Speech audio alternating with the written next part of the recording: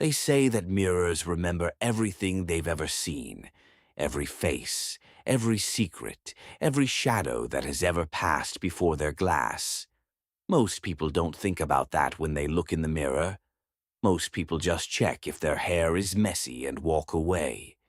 But Zoe Calloway was not most people. The Mirrorvale Funhouse had stood at the edge of Dunwich Beach for longer than anyone could remember.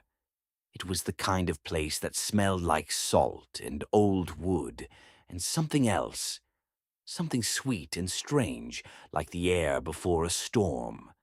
The painted sign above the entrance had faded so badly that the F in Funhouse looked like a R, making it the Run House. Zoe thought that was probably a sign. She went in anyway because Zoe Calloway had never once in her 12 years of living walked away from a sign. The first corridor was ordinary enough, a long hall of mirrors that made her look tall and thin, short and round, stretched like taffy. Zoe pulled a face at her wavy reflection, and it pulled one back. Normal, perfectly normal. But then she turned the corner into the main maze, and the hairs on the back of her neck stood straight up like soldiers at attention. Because in the main maze the mirrors did something different. They showed her walking just a half-second behind, as if her reflection was watching her rather than copying her, as if it was following. Zoe stopped walking. Her reflection kept going for one extra step. Then it stopped too, and looked directly at her. Not at a point in the glass. At her. Zoe pressed her palm flat against the cold mirror. The reflection didn't reach back. It crossed its arms instead. Its mouth moved without making a sound, shaping two words over and over again. Zoe squinted. She had always been good at lip reading. It was a skill she'd developed to eavesdrop on boring adult conversations. The words the reflection was mouthing were, "Help me." A smarter person might have run. Zoe pulled out her notebook instead. She had her mother's old pocket watch around her neck, a small brass thing with a cracked face that had always run backwards, ever since Zoe could remember. Her mum had called it a keepsake from a great-great-aunt.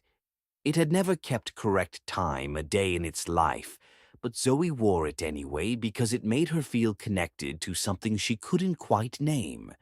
She glanced at it now.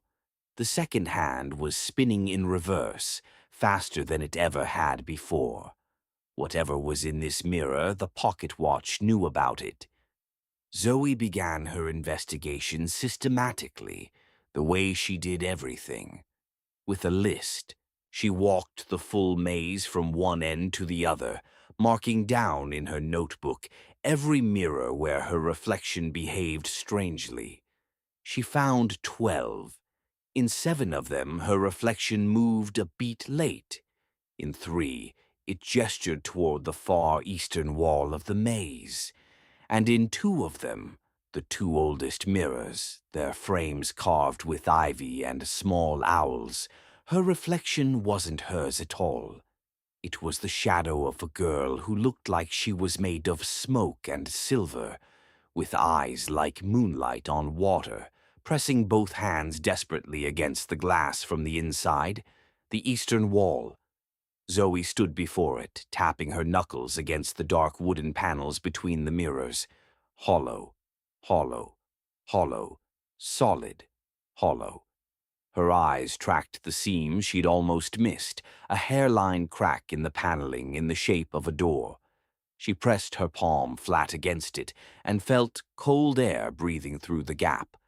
Behind this wall was a room that the funhouse map, a faded paper thing she'd found tacked to the entrance, didn't show at all. She pressed harder. The door swung inward with a sound like a held breath finally released. The hidden room was round, the size of a large wardrobe, and every single surface was a mirror. Floor, ceiling, walls, all mirror. In the center of the room was a single wooden chair, and on the chair was a child's drawing, done in silver crayon, showing a girl standing on the wrong side of a mirror and a door with no handle. The pocket watch at Zoe's chest began spinning so fast it vibrated, and then the room filled with a soft silver light, and Zoe was no longer alone. The mirror spirit was terrifying to look at for exactly 4 seconds.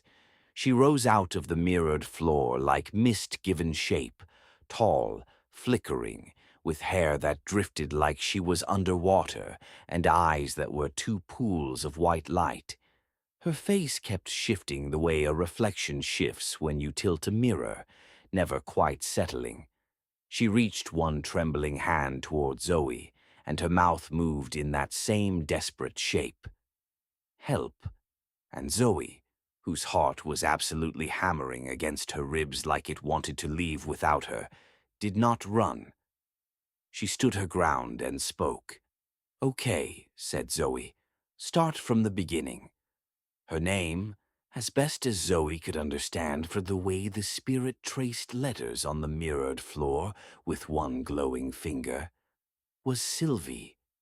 She had been a girl once, in the very earliest days of the funhouse, when it was new and bright and full of music.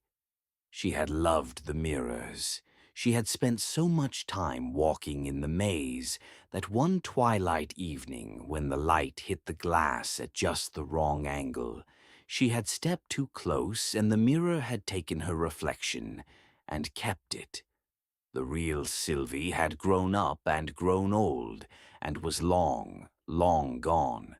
But the reflection, the piece of Sylvie that had lived inside the glass, had been trapped in the mirror world for almost 100 years, alone, forgotten, in a room that the funhouse owner had boarded up and stopped showing on the maps because it scared the visitors.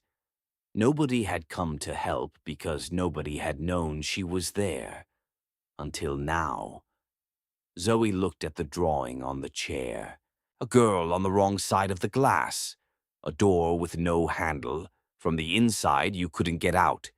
But the drawing also showed something else that Zoe had almost missed. A key. Small.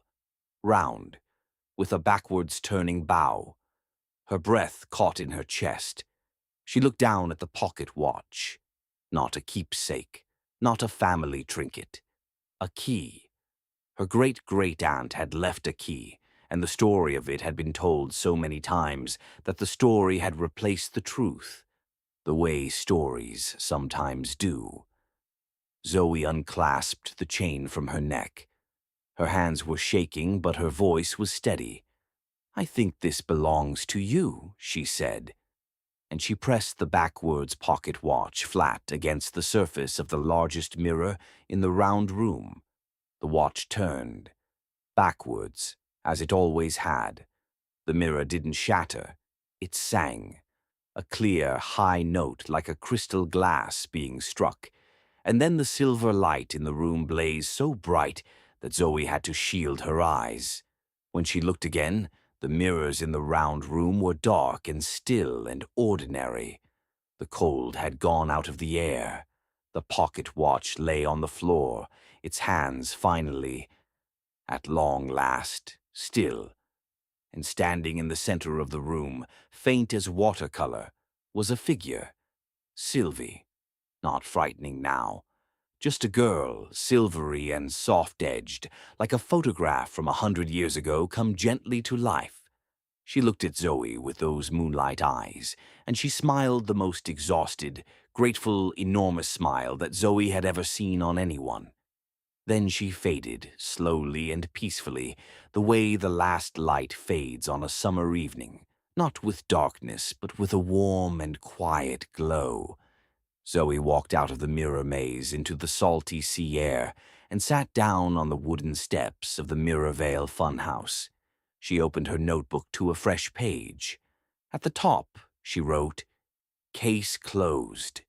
Below that, she wrote something else, because Zoe was a writer as much as she was a detective, and she understood that some things needed to be said plainly. She wrote, She was never a monster.